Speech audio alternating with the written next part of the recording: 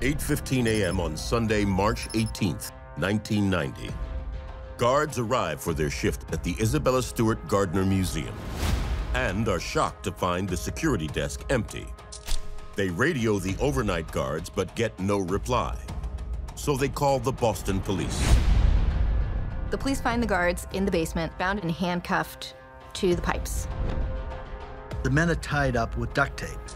Not only duct tape on their hands and feet, but also duct tape around their face and their eyes, and they look like hell.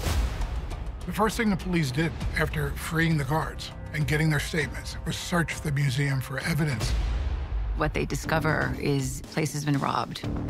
The police are shocked at what they see in two galleries. Police find the galleries in disarray, with broken glass, paint chips on the floor, scraps of canvas hanging to frames, with the paintings themselves missing. Some have been taken carefully and unscrewed out of frames, others have been cut out. One piece has also been taken from a third gallery known as the Blue Room. It's the only piece taken from the first floor of the Gardner Museum. The theft is massive, 13 pieces of artwork valued today at about $500 million. The theft is the largest unsolved art theft in history, as well as the largest theft of property in America.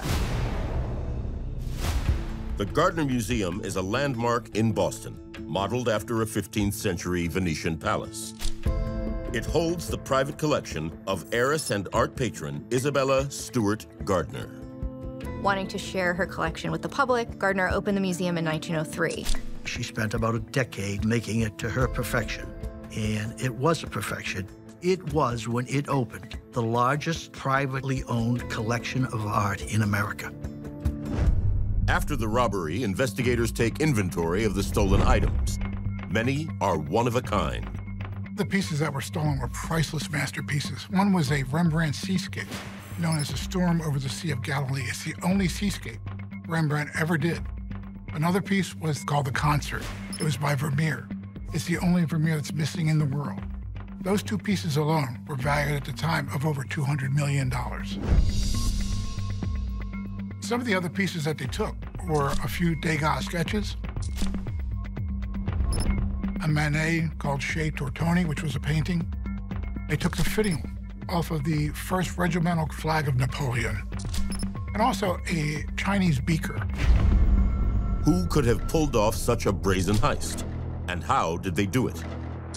They really knew their way around the sort of logistical structure of the institution. They were really familiar with the institution's security system, and they navigated the galleries in a way that was around the motion detectors.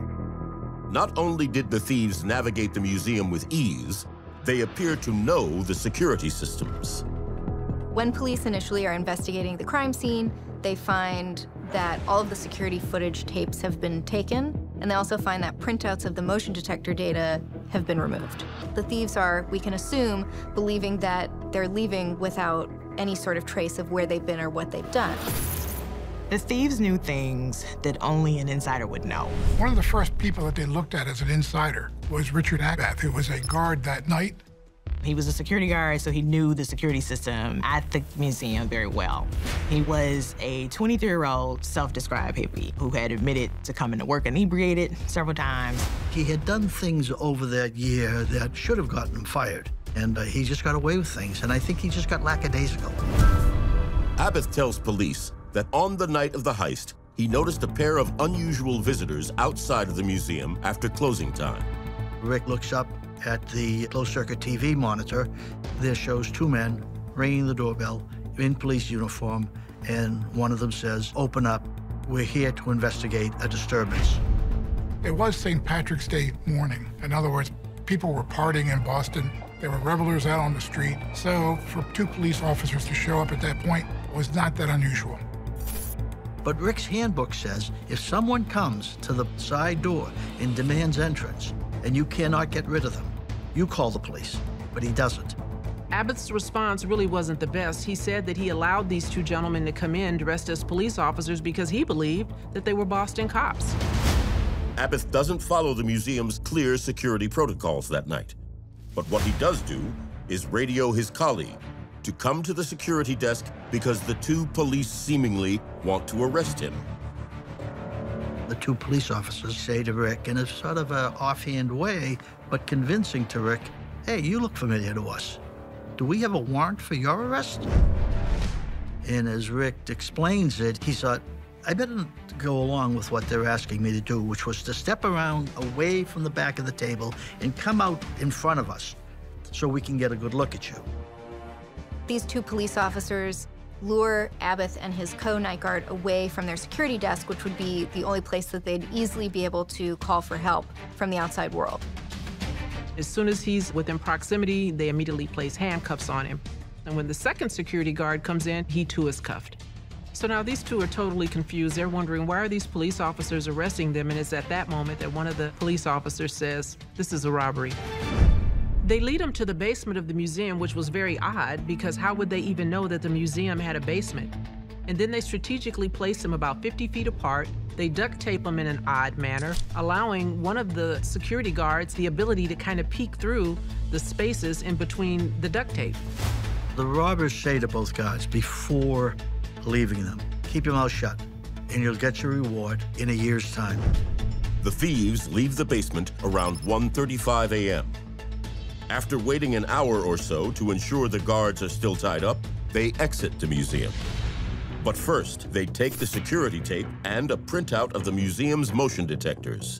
They make one crucial mistake.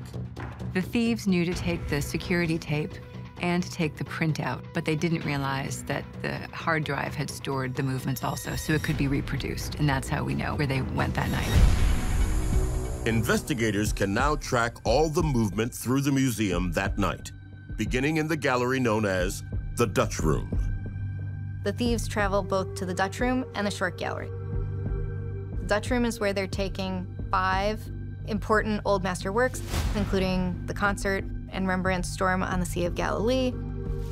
And the Short Gallery is where they're taking most of the Degas works on paper, as well as the Eagle Finial.